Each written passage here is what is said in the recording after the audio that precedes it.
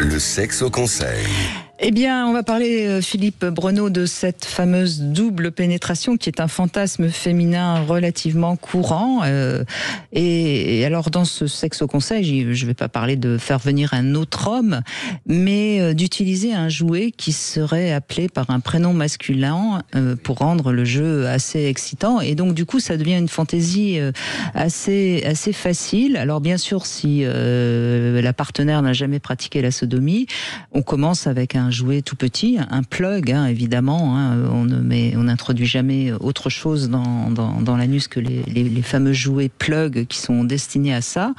Et donc, voilà. Sinon, si la femme est adepte de la sodomie, il vaut mieux à ce moment-là réserver le vagin au jouet intime et le pénis donc au rectum.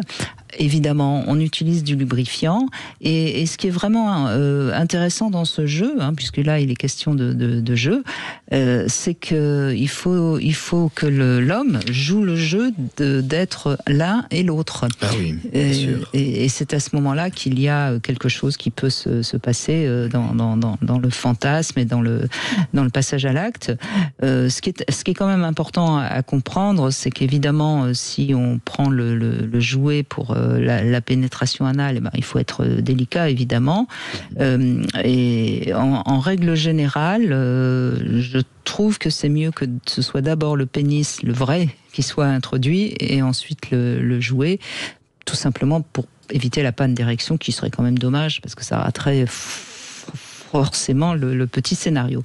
De toute façon, la première fois, il faut faire des mouvements lents, doux, de faible amplitude.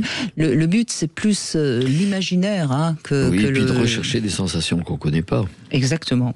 Et même pour l'homme, c'est une sensation différente, et puis pas hésiter évidemment à parler comme s'il y avait vraiment un autre intrus dans le jeu. Il y en a un autre, puisque, alors vous dites, et je trouve ça très amusant, l'appeler par un prénom masculin. Oui. Alors ça, c'était une habitude dans la langue populaire. Je me souviens avoir fait des travaux sur la langue populaire sur le sexe, en écrivant un livre qui s'appelait Les mots du sexe. Et populairement, on donnait un prénom suivant les régions, au sexe masculin. La plupart du temps, c'est ce qui était connu 19e, début 20e, il s'appelait Popol. Oui, bien sûr, le fameux Popol. Mais oui. C'est amusant, c'est exactement ça. Il y a Popol, et puis il peut y avoir un autre prénom. Bien sûr, bien sûr.